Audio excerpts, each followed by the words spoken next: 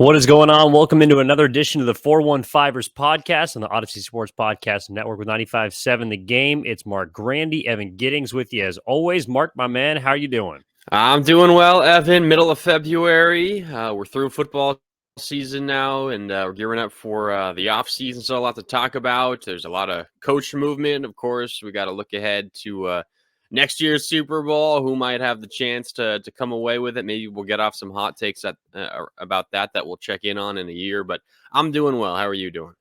I'm good. I know we got kind of a little bit of a lull because obviously the next biggest date as the 49ers are concerned is February 22nd as we're recording this, just about a week away. And so obviously everything is contingent upon that moving forward. But we are going to talk a little bit about the quarterback room, assuming health for Brock Purdy, where he fits in the NFC, as well as, I don't know, maybe some snubs from the end of the season as far as award season is concerned.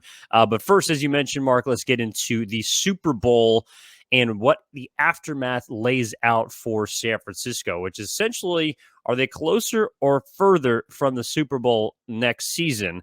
And this was something that I can see going either way, honestly. I do believe that on face value, they are closer after seeing, number one, perhaps, I don't know, vindication, whatever you want to say, for Philadelphia, feeling closer perhaps than maybe some people felt after the NFC Championship game from that sense. And then looking ahead, obviously the Super Bowl odds are in favor of San Francisco, with them being currently the second best favorite according to Caesars Sportsbook right now. I believe somewhere around plus 500. The Chiefs are number one. The Bills will be right behind San Francisco at number 3. So at face value, yes, I guess they are technically closer from the Super Bowl, but I want to hear what you have to say before I dig in. I think they are a little closer. It's you look at the odds, and as you laid out, the odds do suggest that's what Vegas thinks. That the Vegas thinks, the public thinks.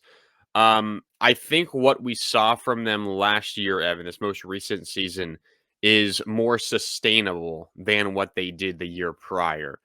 You could kind of write off that 2022 postseason, on the backs of Jimmy Garoppolo, where they beat the Cowboys, where they beat the Packers, only to lose in a heartbreaking fashion to the Rams in the NFC Championship game.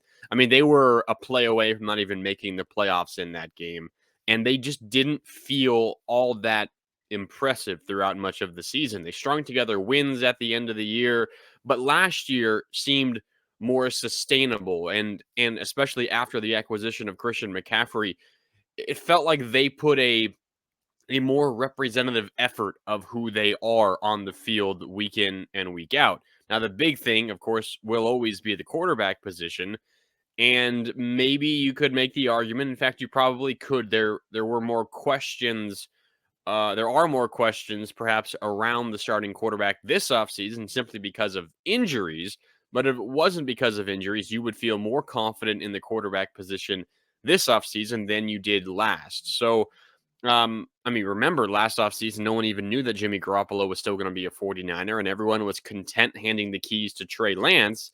And that's not even close to the situation that we're having this offseason. So I think for those reasons, yes, the Niners are closer. And then you also have to consider, well, what is their competition like in the NFC? Specifically in the NFC West, we've talked about it a lot this season. It is a depressed division right now. The Niners and the Seahawks should probably finish 1 and 2 in some order for a few years coming. Maybe the Rams have a resurgence next year. They're going to get most of their players back and their head coach Sean McVay back, it seems. But it's a relatively depressed division, Evan. And looking across the entire NFC, similar to this season, there aren't that many other contenders. So I would argue I think the Niners have a better chance to win the Super Bowl this coming season than they did this year. Now, that is assuming the health of Brock Purdy. He has a good offseason health-wise, gets his elbow all ready to go, and he's ready for week 1. But if we're assuming that, which I know is a relatively big assumption, but if we are assuming that, I do think the Niners are in a better spot this year than last. I do agree with you that the plus 600 Super Bowl odds for heading into next season for the 49ers, second best of any team, is because of their path. It is because of the conference that they play in. And we're going to dig into some of the quarterbacks that still will remain in their conference in a bit. But here's why I might say heading into next season as opposed to last season, the one area I can see them being further is what did we learn from this Super Bowl outside of course, that Patrick Mahomes is on his way to being the GOAT? It is once you have a quarterback that you believe in, no matter how good they are, you need to protect them. And what did the Kansas City Chiefs do from 2 years ago in their Super Bowl loss to now? They beefed up their offensive line and they got their star quarterback protection. Right now, the 49ers have a lot of questions up front, specifically at the right tackle spot with Mike McGlinchey being a free agent, as well as I know Trent Williams is coming back. He didn't retire, so he will be back next season. But the rest of the offensive line, from what we saw against Philadelphia, even from what we saw against Dallas in the playoffs, to me, Mark, screams, I need help. And if you do believe in Brock Purdy or Trey Lance, whoever is going to be the start of this season, you need to make sure that they are protected so you don't end up in a situation like you did last year where you're on your fourth string quarterback in a potential go home game. So even though I do understand why the NFC lays out a path for the 49ers to make a better run at the Super Bowl next year, perhaps than what we thought coming into last season, I also feel like they are further from, I guess, the equation to win the big game itself, which is once you have that signal caller under center that you believe in, you need to make sure at all costs that that person is protected and is your most valuable asset. I can't say that right now for San Francisco.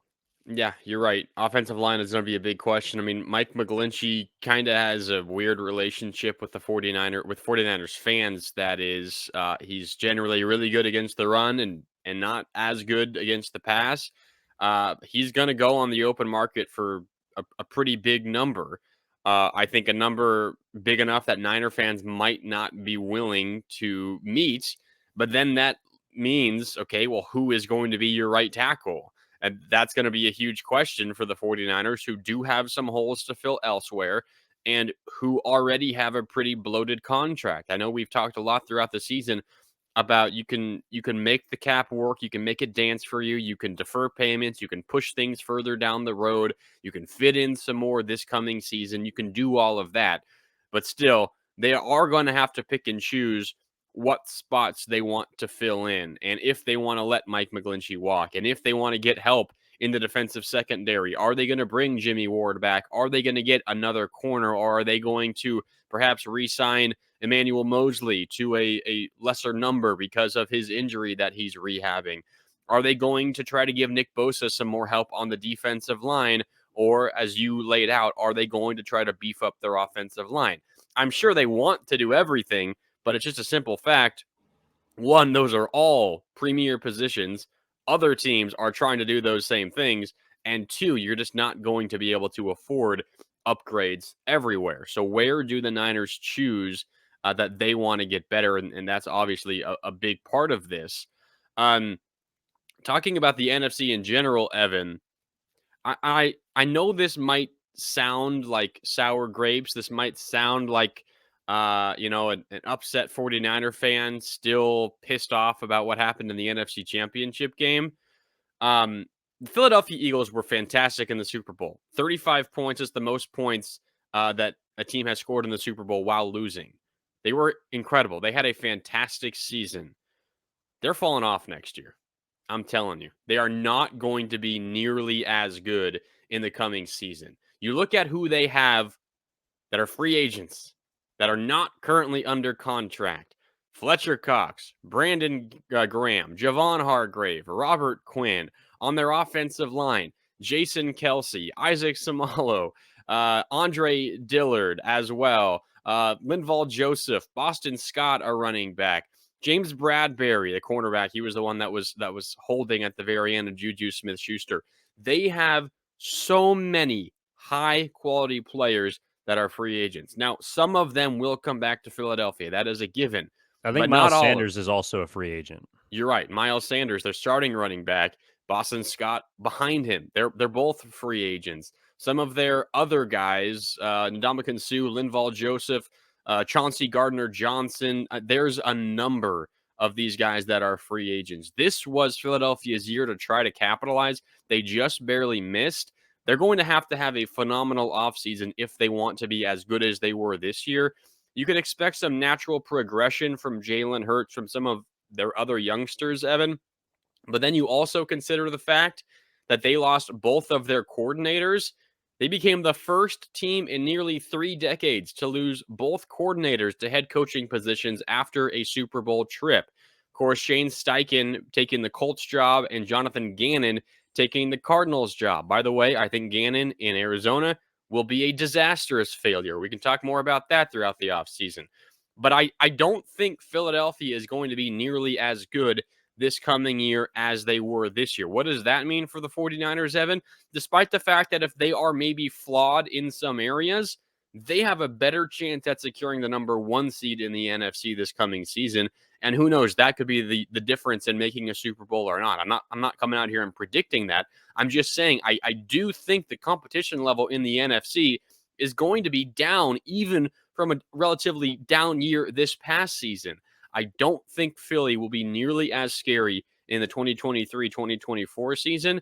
Maybe the Niners aren't quite as good either, at least during that stretch when McCaffrey was the starting running back. But I do think they have a relatively easier path to the Super Bowl. However, their regular season schedule is probably a little bit more difficult. So maybe I'm really just splitting hairs here. But I do think there is a path for the 49ers that does not include having to beat out an elite team in the NFC. I'm just not quite sure I see it this year, this coming year.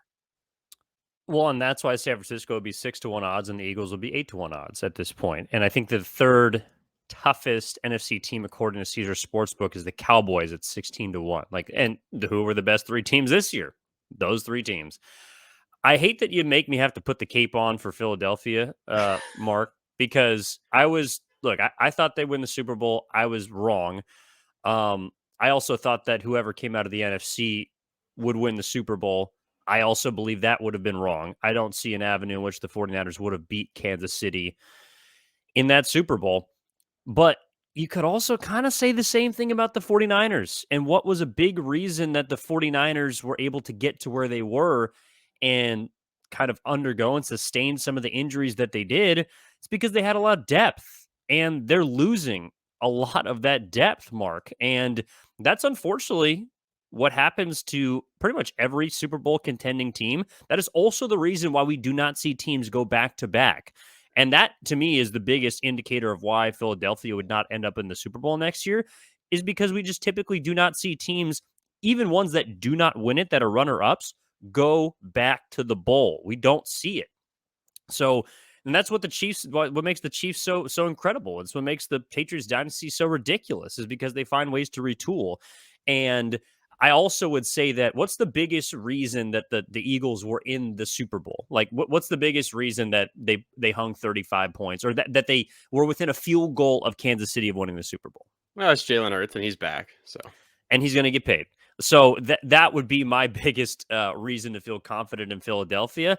And the biggest thing that, again, right now, as far as what we learned from the Super Bowl is, yes, you can have a great quote unquote defense. You can be near number 1 the entire season. You could also be the Kansas City Chiefs, who were, I think, 11th, 12th in total defense, 16th in points per game. Like, they weren't exactly, huge stoppers. But once you face a quality quarterback, and this is something that I had missed throughout the entire regular season, is the fact that when Philadelphia faced a good or even comparable above average quarterback, they struggled. I mean, Dallas hung 40 plus points on them. I know Jacksonville had success with Trevor Lawrence. Obviously, Kansas City did too. Like, the issue to me is becoming clear, not necessarily, okay, how can you beat an all-time quarterback? Because history points to you can't being able to do it. But how can you keep them in check? I think looking to the AFC, and of course they have more familiarity with Mahomes, but those teams are, in my opinion, better equipped to handle honestly, all the star power at the quarterback position. So, San Francisco is definitely going to have to retool and get better. But I'm with you that it looks bright because of their path in front of them. And Philadelphia is not going to be, in my opinion, as dominant as they were last year. But I also don't think they're going to be taking as big of a step back as, I guess, those free agent losses might lead you to believe. Yeah, I mean, obviously having Jalen Hurts back, maybe aside from Lamar Jackson, and we haven't seen him play in a while, the most I don't know, dual threat quarterback in the NFL, the one who makes you fear his legs as much as you fear his arm. So that's going to be a big part of their season and their process, regardless of who they lose in free agency. So that's obviously going to be a huge part of them. I'm not saying they're not going to make the playoffs. I don't think they're going to be the last undefeated team left, and who knows, they might not even win the NFC East.